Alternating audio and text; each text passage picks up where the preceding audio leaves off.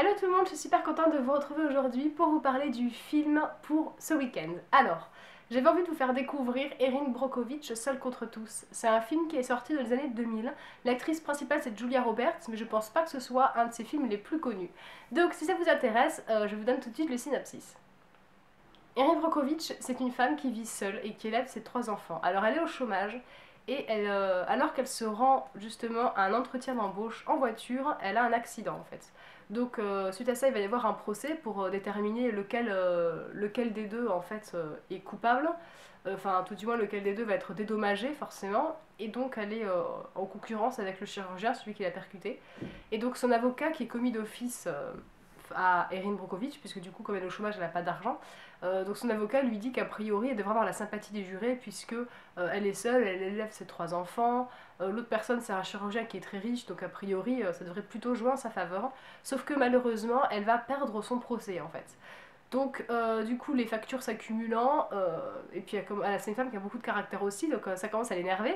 Elle termine par débouler donc, dans le cabinet de son avocat qui était commis d'office, et elle lui dit vous m'aviez garanti que je gagnerais ce procès. Elle lui a dit bah oui mais a priori vous aviez plus de chances de le gagner mais vous l'avez perdu, enfin il y a un moment c'est pas écrit non plus quoi. Et donc du coup elle lui dit peut-être, mais n'empêche que moi j'ai besoin d'un travail, il faut absolument que je gagne ma vie, donc vous allez me trouver un boulot parce que c'est votre faute. Et en fait lui du coup il a son cabinet et comme elle lui court sur le haricot un petit peu, il va vouloir s'en débarrasser et il va accepter en fait de la prendre du coup dans l'entreprise. Alors c'est un petit cabinet et donc du coup il trouve un boulot, elle est censée classer des dossiers ou je sais pas trop quoi faire, enfin en gros il s'en débarrasse quoi. Et elle, donc, elle fait son boulot, et en fait, elle tombe sur un dossier qui est censé être mineur, mais elle trouve un petit truc qui cloche dans ce dossier, en fait.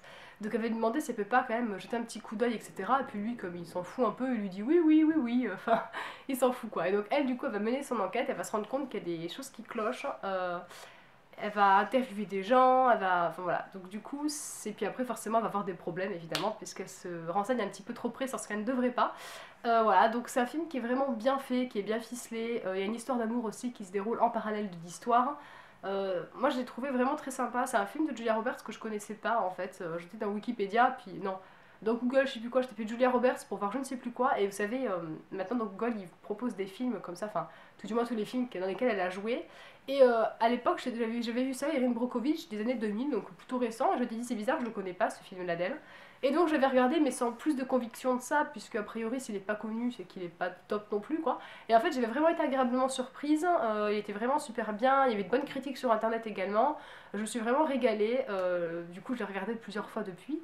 Donc voilà, je voulais proposer ce film-là pour week-end, puisque ça change aussi pas mal de ce que je vous ai déjà présenté, à savoir films fantastiques, dessins animés et puis romance. Donc là, du coup, ça fait plus une enquête policière.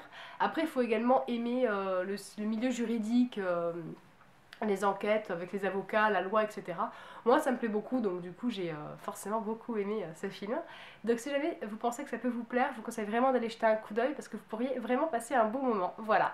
J'espère que cette vidéo vous a plu. Je fais plein de gros bisous et je vous dis à une prochaine vidéo.